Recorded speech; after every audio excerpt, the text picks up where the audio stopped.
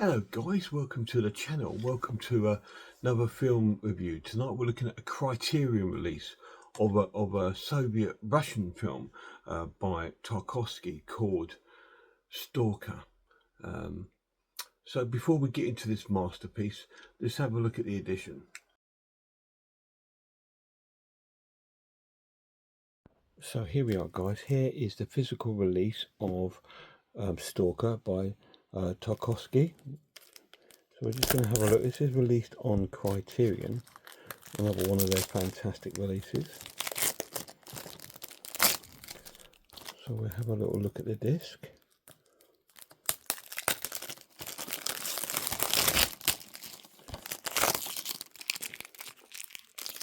There we go. Try and preserve our sticker as it is a Criterion release. There we are. Okay, so this is a little bit of that was stuck there. So there's the disc on Blu-ray, and it comes with one of their sort of leaflets with an essay, and on the other side you have the cast of the film and some sort of pictures and some thanks and sort of information about this release of Stalker. So that is the physical release of Stalker. So these Criterion editions are absolutely, they're just wonderful, they're stunning, they're just elegant. They might be quite simple, but they're elegant. There's a bit of style to them, isn't there? Even on the case itself, where you don't have like all the Blu-ray stuff, information and all that sort of written on it. But it's really, really cool. Great release. Any special features?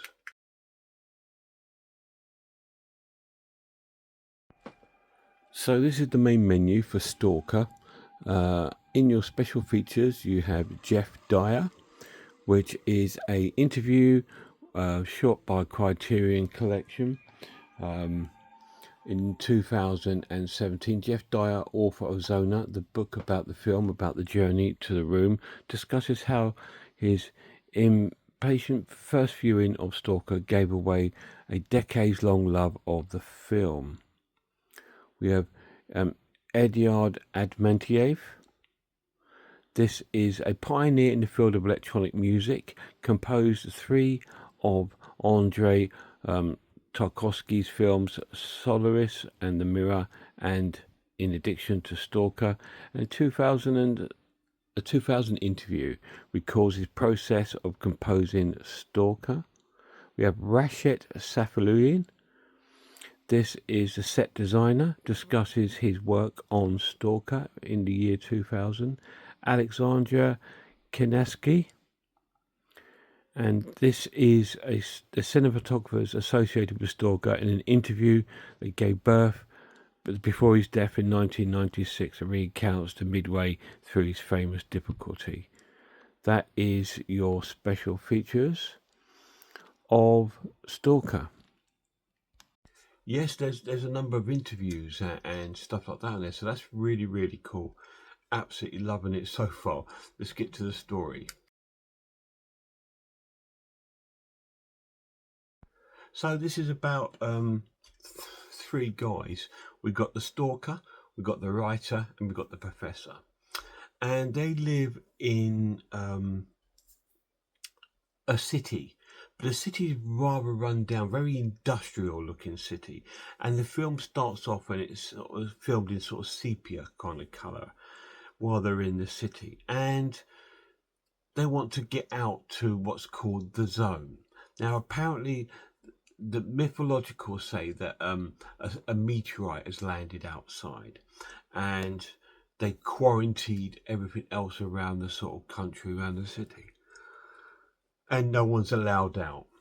But these 3 guys have decided to make a journey out there, because apparently out there, there's the stranger believes that the stalker believes that there is a room, and this room can grant people their wishes, if you will, and they're sort of like, you know, the way they want to live their life. So these 3 are going to go out there. The writer wants to go out there because he's lost his sort of mojo in writing and he wants to get it back. The professor's a scientist and he wants to investigate what's actually out there. And obviously our Stalker's going out there because he takes people out there. He gets paid to do so. Anyway, our three guys, they sort of go and sort of escape out into the zone. And in the film sort of turns into colour. And we get to see around this sort of desolate kind of area where nature have taken back the planet. We see deserted, rusted old tanks and firearms and stuff. It looks like there's been some sort of war. It looks like it's a post sort of war thing going on. And nature has taken it back with plants and trees and water. And it sort of plays out a bit like a folk horror film. To me, I would class this as a folk horror more than science fiction, if you want it, because it's sort of all based on these sort of different stories that they've grown up with in this city about this area called the Zone, and we get to see that for ourselves. And there's a lot of humour in the film. If you think of Last of the Summer Wine, I know that sounds weird, but it kind of reminds me of that.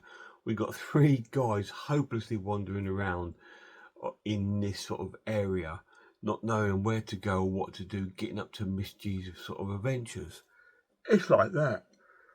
There's some funny bits. There's one bit when they get to this sort of waterfall area, and which leads into like a cave behind it.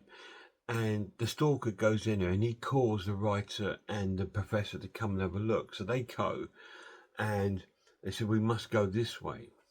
And the professor thinks they've just gone there to look. He goes, I've left my rucksack and my sandwich and all that outside. He goes, I've got to go back for it. And he said, no, you can't go back. If you go back, you will die. We must keep moving forward. So they commence forward. The writer and the Stalker go forward. Then they realise that the professor's not with them, because he's gone backwards. So the Stalker says to the right, we've got to carry on. He's chose his own sort of destiny, and they work their way through this sort of little cave thing and come out. And when they come out, we see the professor eating his sandwich and the flask. So pretty much they've just done a circle and come back out. It's like little things like that happen, which bring a bit of humour to the film, because it is quite a haunting kind of. Almost a sort of post-apocalyptic. You got that sort of feel going on, but there's a dark sense of humour going on behind, and it's also investigates people's emotions, what they're actually searching for in life, and is that what they're really searching for? Because when they get to this area where they believe where the room is, none of them want to go in there because I think they're afraid to find out what is going to happen, if they're going to survive it or whatever. So are they going to find their way out? You kind of need to watch that bit and discover it for yourself. Final verdict.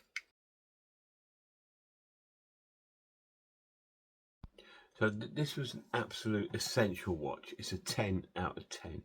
It's absolutely incredible. It is a masterpiece of cinema. It's absolutely wonderful. Now, the pluses of this edition, it's incredibly shot. It's amazing shot. It's a 1979 film, but it's wonderfully shot.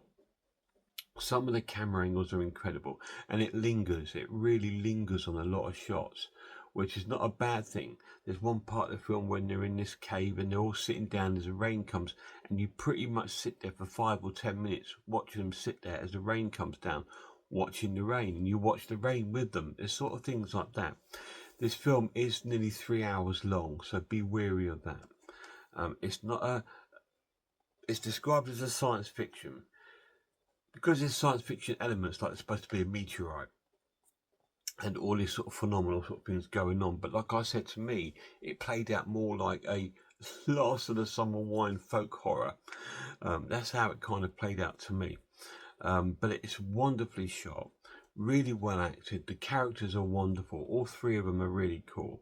We do get other characters. At the beginning of the film, we get Stalker's wife and their child called Monkey.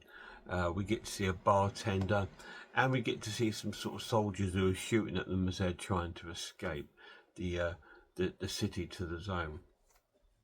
But it is basically filmed around these three characters, and it tells you their sort of story, their sort of friendships, their sort of bonds, their relationship between each other, how they sort of agree and disagree, and does the stalker really know where he's going? Because you get this feeling he's just as new at this as everyone else.